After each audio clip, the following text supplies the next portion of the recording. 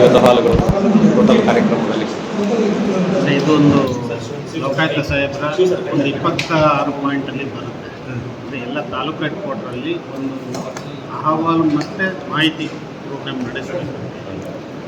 So ನಮ್ಮಲ್ಲಿ ತಾಲೂಕು ಮಟ್ಟದ ಅಧಿಕಾರಿಗಳೇ ಬಂದರೆ ಅಂದರೆ ಅವನು ಸ್ಥಳೀಯವಾಗಿ ಎಷ್ಟು ಆಗುತ್ತೆ ಅದನ್ನು ಅಲ್ಲೇ ಕ್ಲಿಯರ್ ಮಾಡಬೇಕಂತೇಳಿ ನಮಗೆ ಆದೇಶ ಇದೆ. ಸೊ ಅದಕ್ಕಾಗಿ ನಾವು ಎಲ್ಲ ತಾಲೂಕು ಮಟ್ಟದ ಅಧಿಕಾರಿಗಳನ್ನೇ ಇದಕ್ಕೆ ಕರೀತೇವೆ. ಮತ್ತು ಎಲ್ಲಿ ನಮ್ಮಲ್ಲಿ ಲೋಕಲಿ ಸ್ಥಳೀಯವಾಗಿ ಆಗಲ್ಲ ಅದನ್ನು ನಾವು ಫಾರ್ಮ್ 1-2 ತಗೊಂಡು ಕೇಸ್ ರಿಜಿಸ್ಟರ್ ಮಾಡಿದರೆ ಮತ್ತು ಆನ್ಲೈನಾಗಿ ಕೇಸ್ ರಿಜಿಸ್ಟರ್ ಆಗುತ್ತೆ. ಅದನ್ನು ನಮ್ಮ ಹೆಡ್ ಕ್ವಾರ್ಟ್ರಿಂದ ವಿಚಾರಣೆ ಮಾಡ್ತೀವಿ. ಇವತ್ತು ಏನು ಸಮಸ್ಯೆ ಅಂದರೆ ನಮಗೆ ರೆಸ್ಪಾನ್ಸ್ ಭಾರಿ ಕಮ್ಮಿ. ಯಾಕೆ ರೆಸ್ಪಾನ್ಸ್ ಸಿಗಲಿಲ್ಲ ಅಂತ ನೀವು ಹೇಳ್ತೀರಿ? ಅಂದರೆ ನಾನು 2-3 ಡಿಸ್ಟ್ರಿಕ್ಟಲ್ಲಿ ನೋಡಿದೆ. ನಮ್ಮ ಈ ಕೋಸ್ಟಲಲ್ಲಿ ರೆಸ್ಪಾನ್ಸ್ ಬರ್ತಾ ಇಲ್ಲ. ಮಂಗಳೂರು, ದಕ್ಷಿಣ ಕನ್ನಡ ಎಜುಕೇಟೆಡ್, ನಾನು ಕೂಡ ಇದೇ ಡಿಸ್ಟಿಕ್ ನೋಡಿ. ಆದರೆ ನಮಗೆ ಸಮಸ್ಯೆ ಏನಂದರೆ ಇಲ್ಲಿ ರೆಸ್ಪಾನ್ಸ್ ಬರ್ತಾ ಇಲ್ಲ. ಈಗ ಇತ್ತೀಚಿನ ಕೆಲವು ಏನಾಗಿದೆ, ಒಂದು 6 ವರ್ಷದಿಂದ ಲೋಕಾಯುಕ್ತ ಇರಲಿಲ್ಲ. ಸೊ ಮೊದಲೆಲ್ಲ ತುಂಬ ಒಳ್ಳೆ ಕೇಸೆಲ್ಲ ಇಲ್ಲಿ ಬರ್ತಾ ಇದೆ. ಇತ್ತೀಚಿನ ದಿನದಲ್ಲಿ ಕಮ್ಮಿ ಬರ್ತಾ ಇದೆ. ಸೊ ಅದಕ್ಕಾಗಿ ನಾವು ಒಂದವರಿಗೆ ಮಾಹಿತಿ ಕೊರತೆ ಇರ್ಬೋದು ಲೋಕಾಯುಕ್ತದ ಬಗ್ಗೆ.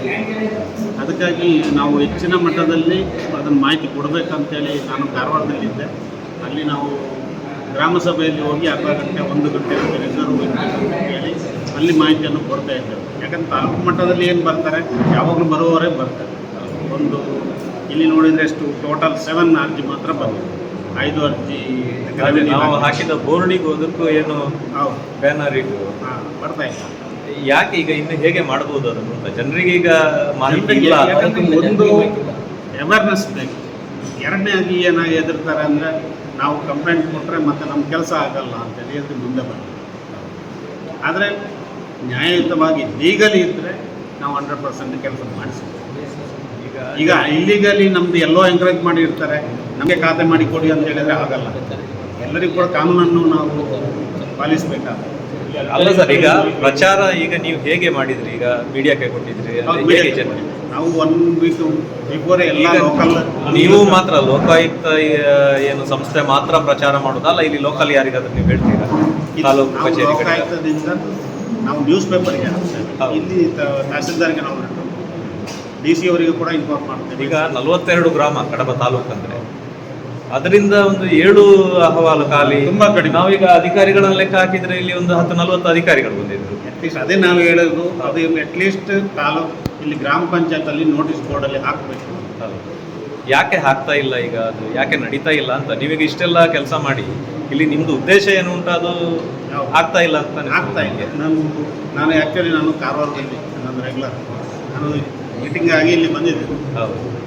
ಈಗ ಜಾಸ್ತಿ ಪ್ರಚಾರ ಮಾಡಿದರೆ ಇಲಾಖೆಗಳಿಗೆ ಅವರಿಗೆ ತೊಂದರೆ ಆಗ್ತದೆ ಅಂತ ಏನಾದರೂ ಅವರು ಪ್ರಚಾರ ಮಾಡ್ತಾ ಇಲ್ವಾ ನಿಮ್ಗೆ? ಹಾಗೇನಾದ್ರು ಅನಿಸ್ತದೆ? ಪೇಪರಲ್ಲಿ ಅಲ್ಲ, ಪೇಪರಲ್ಲಿ ಹಾಕಿದ್ರು ಅಲ್ಲ, ಜನರಿಗೆ ಈಗ ಗೊತ್ತಿಲ್ಲ. ಈಗ ಗೊತ್ತಿಲ್ಲ. ನಾವು ಈ ಥರ ನಾನು ಈಗ ಬಂದಿದ್ದೀನಿ. ಇನ್ನೂ ನಾವು ಲೆಟರ್ ಕೊಡ್ತೇವೆ CO ಅವರಿಗೆ. ಎಲ್ಲ ಪಂಚಾಯತಲ್ಲಿ ನೋಟಿಸ್ ಬೋರ್ಡಲ್ಲಿ ಹಾಕಬೇಕು. ನೋಟಿಸ್ ಬೋರ್ಡಲ್ಲಿ ಯಾಕಂದರೆ ನಾವು ಈಗ ವಾರ್ತಾ ಇಲಾಖೆಗೆ ಕೊಟ್ಟರೆ ಕೆಲವು ಪೇಪರ್ಲಿ ಬರುತ್ತೆ, ಅದನ್ನು ಎಲ್ಲರೂ ನೋಡೋಲ್ಲ. ಇನ್ನು ನಾವು ನೋಡೋದು ಇವರಲ್ಲಿ ಡಿಸ್ಕಸ್ ಮಾಡಿ ಅಟ್ಲೀಸ್ಟ್ ಆ ಗ್ರಾಮದ ತಾಲೂಕಿನಲ್ಲಿ ಕೊಡಬೇಕಂತ ಅವರಿಗೆ ಕೊಟ್ಟರೆ ಪಂಚಾಯತಲ್ಲಿ ಎಲ್ಲರಿಗೂ ಮಾಹಿತಿ ಕೊಡ್ತೀವಿ. ಕಡ್ಡಾಯವಾಗಿ ಪಂಚಾಯತಲ್ಲಿ ರೀಚ್ ಆಗಬೇಕು. ಯಾಕೆಂದರೆ ಇದನ್ನು ಮೀಟಿಂಗ್ನ ಉದ್ದೇಶವೇ ಅದೇ. ತಾಲೂಕು ಮಟ್ಟದಲ್ಲಿ ಅವರಿಗೆ ಮಂಗಳೂರಿಗೆ ಬರೋಕ್ಕೆ ಕಷ್ಟ ಆಗುತ್ತೆ. ಕಡಪದವರಿಗೆ ಕಡಪದಲ್ಲೇ ಎಷ್ಟು ಸಾಧ್ಯವಾದಷ್ಟು ಮಟ್ಟಿಗೆ ಇಲ್ಲೇ ಅವರಲ್ಲಿ ಮಾತಾಡಿ ಏನಾದಿದ್ದರೆ ಗೊತ್ತಾಗ್ತದೆ. ಮ್ಯಾಕ್ಸಿಮಮ್ ನೋಡಿದರೆ ಏನಾಗುತ್ತೆ, ಇಲ್ಲಿ ಡಿಸ್ಪ್ಯೂಟ್ ನಮಗೆ ನೋಡಿದ ಹಾಗೆ ಇದು ನಮ್ಮದು ಹೊಸ ತಾಲೂಕು, ಫೈಲ್ ನಮ್ಮಲ್ಲಿ ಇಲ್ಲ, ಪುತ್ತೂರಲ್ಲಿ ಇದೆ. ಪುತ್ತೂರಿಂದ ತರೋದು ಕೆಲಸ ಯಾರು ತರಿಸ್ಬೇಕು ತಾನೆ. ನಮ್ಮಲ್ಲಿ ಇಲ್ಲ, ಪುತ್ತೂರಲ್ಲಿ ಇದೆ ಅಂತ ಹೇಳಿದ್ರೆ ಅದು ಅವಗದ್ದು ಇಲ್ಲ ಅಂತ ಹೇಳಿ. ಸರ್, ಈಗ 112 ಇದೆ, ಪೊಲೀಸ್ ತುರ್ತು ಸಹಾಯವಾಣಿ, ಆಂಬುಲೆನ್ಸ್ ತುರ್ತು ಸಹಾಯವಾಣಿ. ಹಾಗೆ ಲೋಕಾಯುಕ್ತರಿಗೆ ಸಾರ್ವಜನಿಕರಿಗೆ ಸುಲಭದಲ್ಲಿ ಸಿಗುವ ಹಾಗೆ ಯಾಕೆ ಮಾಡಬಾರ್ದು ಅಂತ ಹೇಳೋದು ನನ್ನ ಪ್ರಶ್ನೆ. 112 ಅದು ಬೇರೆ ಉದ್ದೇಶ ಇದೆ. ಅಲ್ಲ, ಅದೇ ರೀತಿ ಹೆಲ್ಪ್ಲೈನ್ ತೆರಿಬಾರ್ದು ಇಲ್ಲ. ಲೋಕಾಯುಕ್ತ ಒಂದು ಸಣ್ಣ ಸಂಸ್ಥೆ, ಇಂಡಿಪೆಂಡೆಂಟ್ ಸಂಸ್ಥೆ. ಏನಾಗುತ್ತೆ ಇದರಲ್ಲಿ ಲೋಕಾಯುಕ್ತದಲ್ಲಿ ಲಿಮಿಟೆಡ್ 2 ಆ್ಯಕ್ಟಿಗೆ ಕೆಲಸ ಮಾಡುತ್ತೆ. ಮೊದಲದಾಗಿ ಓನ್ಲಿ ಸಾರ್ವಜನಿಕ ಅಧಿಕಾರಿ ಮತ್ತು ಸಿಬ್ಬಂದಿಗಳ ಮೇಲೆ ಕೇಸ್ ಕರ್ತವ್ಯ ಲೋಪ ಆಗಲಿ, ದುರ್ವ್ಯವಹಾರ ಮಾಡೋದಾಗಲಿ, ಭ್ರಷ್ಟಾಚಾರ ಮಾಡಿದರೆ ರಿಜಿಸ್ಟರ್. ಇದರಲ್ಲಿ ಪ್ರೈವೇಟ್ ಪರ್ಸನ್ ಮೇಲೆ ಕೇಸ್ ರಿಜಿಸ್ಟರ್ ಆಗಲ್ಲ. ಏಜೆಂಟ್ ಆದರೆ ಆಗಲ್ಲ. ಈಗ ಏನಾಗಿದೆ ಮಧ್ಯವರ್ತಿಗಳೇ ಜಾಸ್ತಿ.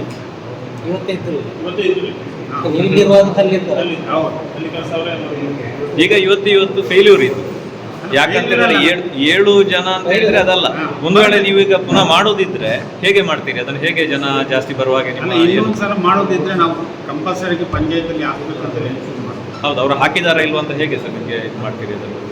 ಈಗ ಅಂತ ಹೇಳಿದ್ರೆ ಬರ್ಲಿಲ್ಲ ಅಂತ ಹೇಳಿದ್ರೆ ಜನರಿಗೆ ಅಹವಾಲು ಇಲ್ಲ ಅಂತ ಲೆಕ್ಕ ಅಂತ. ಆದ್ರೆ ಅಹವಾಲು ಇರೋದು ಇದೆ, ಜನರು ಕೂಡ ರೆಸ್ಪಾಂಡ್ ಮಾಡ್ತಾರೆ. ಹೌದು, ನಾನು ನಮ್ಮ ಪ್ರಾಕ್ಟಿಕಲ್ ಹೇಳ್ತಾ ಇದ್ದೇನೆ. ನಾವು ಕಾರವಾರದಲ್ಲಿ ನಾವು ಖುದ್ದಾಗಿ ಪೇಪರಲ್ಲಿ ಹಾಕಿ 2 ದಿನ IB ಯಲ್ಲಿ ಹೋಗಿ ಕೂತರು ಬರಲ್ಲ, ಜನರು ಬರೋದಿಲ್ಲ. ನಮ್ದು ಕೆಲಸ ಆದ್ರೆ ಮಾಧ್ಯಮವನ್ನು ಕರೆದು ಮುಖ್ಯವಾಗಿ ಇನ್ನೊಂದು ಏನು ಮಾಡ್ತಾರೆ ಅಂದ್ರೆ, ಒಂದು ಲೋಕಾಯುಕ್ತ ಸೀಲ್ ಹಾಕೋದು, ಸೀಲ್ ಹಾಕಿ ಅಲ್ಲಿ ತೋರಿಸೋದು, ನಾನು ಲೋಕಾಯುಕ್ತಕ್ಕೆ ಕಂಪ್ಲೇಂಟ್ ಕೊಟ್ಟಿದ್ದೆ ಅಂತ ಅಲ್ಲಿ ಮಾಡಿಸ್ಕೊಂಡು ಆಗ್ತದೆ, ಕೆಲಸ ಆಗ್ತದೆ, ಕೆಲಸ ಆಗುತ್ತೆ. ನಿಮ್ಮ ಹಾಗೆ ಕೆಲಸ ಆಗುತ್ತೆ, ಅದರಿಂದ ಹಾಗೆ ಮಾಡಿಸ್ಕೊಂಡು ಸಾಲ್ವ್ ಆಗ್ತದೆ ಅಂತ. ಕಂಪ್ಲೇಂಟ್ಗೆ ಬರಲ್ಲ. ಸುಮ್ಮನೆ ಸರ್ ಒಂದು ರಿಸೀವ್ ಮಾಡಿ ನಂಗೆ ಕೊಡಿ ಅಂತ ಹೇಳ್ತಾರೆ, ಅದನ್ನು ಇಟ್ಕೊಂಡು ಹೋಗಿ ಅಲ್ಲಿ ಮಾಡಿಸ್ತಾರೆ. ಈಗ ನಮ್ಮ ಮೀಡಿಯಾದವ್ರನ್ನ ಕರೆದ್ರು ನೀವು ಒಂದು ಕೂತ್ಕೊಳ್ಳಿಕ್ಕೂ ಏನು ವ್ಯವಸ್ಥೆ ಮಾಡ್ತಾ ಇಲ್ಲ ಸರ್. ಇಲ್ಲಿ ನಮ್ಗೆ ಇಲ್ಲಿ ಜಾಗನೇ ಇರಲಿಲ್ಲ, ನಾವು ಹೊರಗೆ ಹೋಗಿಲ್ಲ. ಹೌದೌದು, ಅಂಥದ್ದು ಸ್ವಲ್ಪ ನೀವು ಮಾಡ್ಬೇಕು ಸರ್. ಅರೇಂಜ್ಮೆಂಟ್ ತಹಸೀಲ್ದಾರ್ ಇನ್ನು